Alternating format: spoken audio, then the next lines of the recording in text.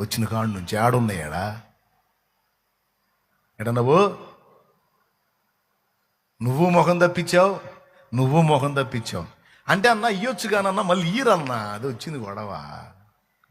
సాయం చేయొచ్చు కానన్నా తీసుకుంటారు పొందుతారు కానీ మళ్ళీ ఇచ్చేయరన్నా.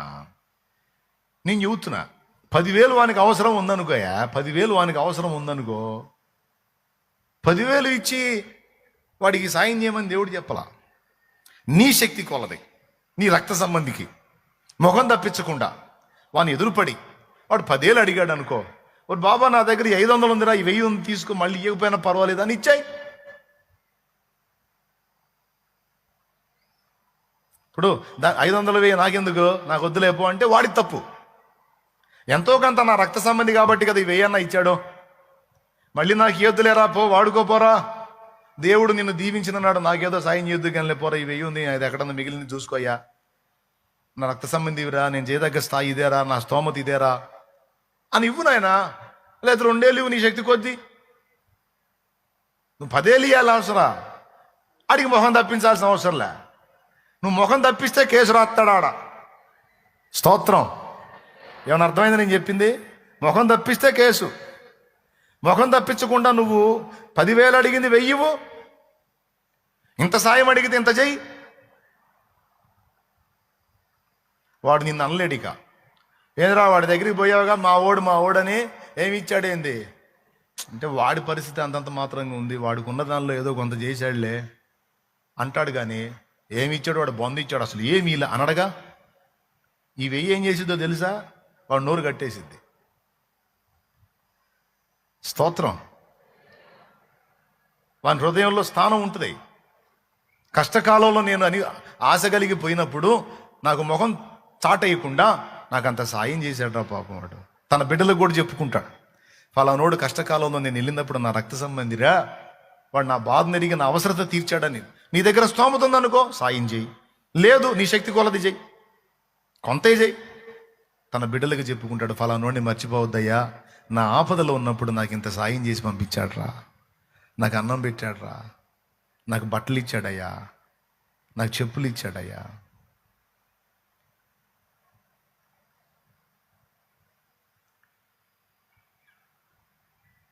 ఇర్మియాను మీకు తెలుసు,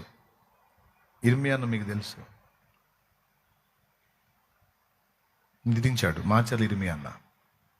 ఎంతమందికి తెలుసు ఇర్మియా అన్న? రంగు రంగుల ఆకర్షణలే ఆశపడకు ఈ లోకం కోసం, లోకమే అరణ్య భూమిరా, మనసులేని మనుషులే నిద్దురలో నా రంగుల లోకం చూశావా, మాయలోకపు ఛాయలన్నీ నిజమని భ్రమశా, యాకోబు బావి కాడ యేసయ్యను చూశానమ్మా, ఎండవేళ ఎంతో అలసి ఒంటరిగా ఉన్నాడమ్మా. ఈ పాట రచయిత ఆయన నన్ను చాలా ప్రేమిస్తాడు.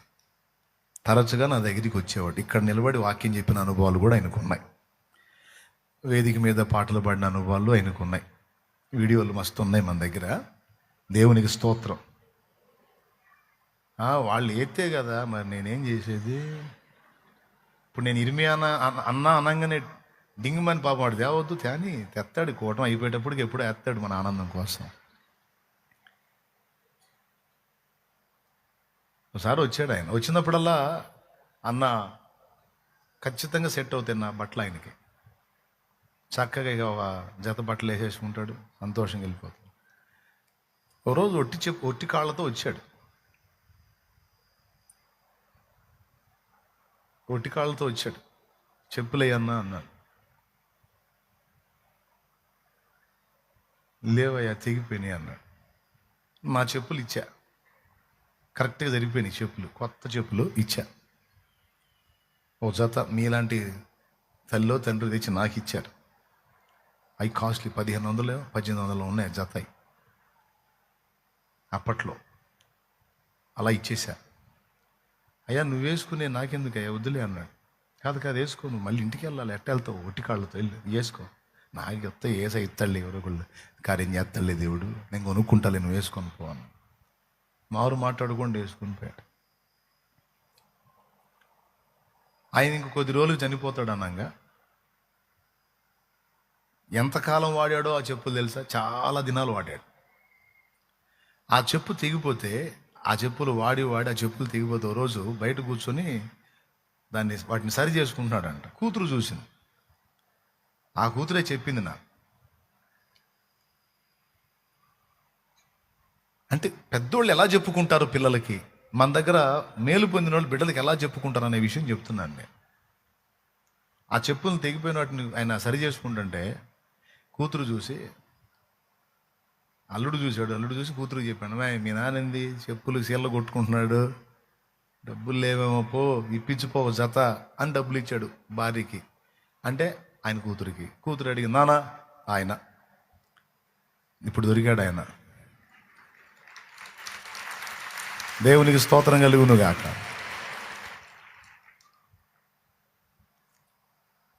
నానాలే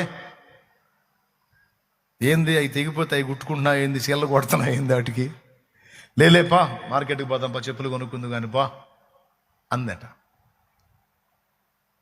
ఆ కొట్టేవాడు ఆపి పైకి చూసి, చెప్పులు కొని పెడతావమ్మా, చెప్పులు నాకు వద్దులే అన్నాడంట. ఎవరు ఈ చెప్పులు ఎట్టొచ్చినాయి తెలుసు, ఎవరు ఇచ్చారు తెలుసా నాకు? ఈ అన్న ఇచ్చిన చెప్పులమ్మా, శాలేమన్న ఇచ్చిన చెప్పులు, ఈ బాణీ నేను అని తెగిపోయినా వాటిని రిపేర్ చేసుకొని వాటి మీదే తిరిగాడు ఆయన. అన్నిచ్చిన చెప్పులు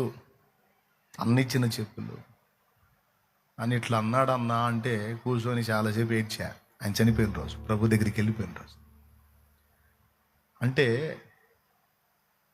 నేను చేసిన చిన్న చిన్న చిన్న చిన్న పరిచయం, చిన్న చిన్న పనులు, చిన్న చిన్న కొంచెం గోరంత ప్రేమ, అది ఆ గుండెల్లో కొండంత స్థానాన్ని ఇచ్చింది నాకు.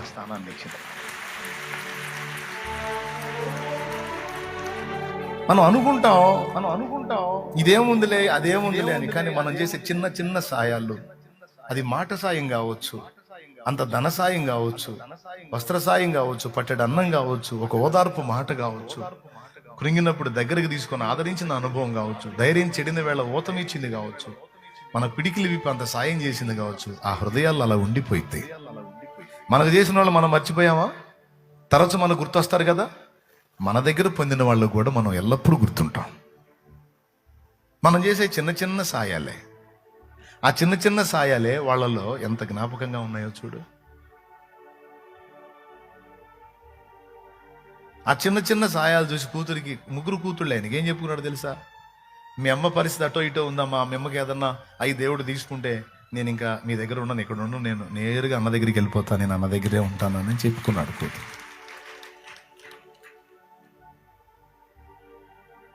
కానీ ఆ ఛాన్స్ నాకు దక్కలా, వెళ్ళిపోయాడు ఆయన. చిత్రం ఏంటంటే భార్య ముందు పోయేదంటే భార్య గంట ముందు ఆయన వెళ్ళిపోయాడు.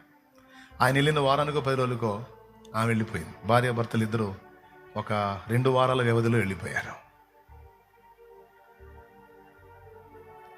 మంచి భక్తుడు, ఆత్మీయుడు, మోసపోయినవాడు, గాయపరచబడినవాడు,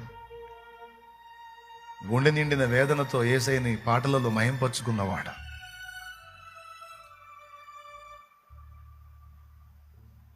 నీలాంటి వారికి నీడనివ్వదే,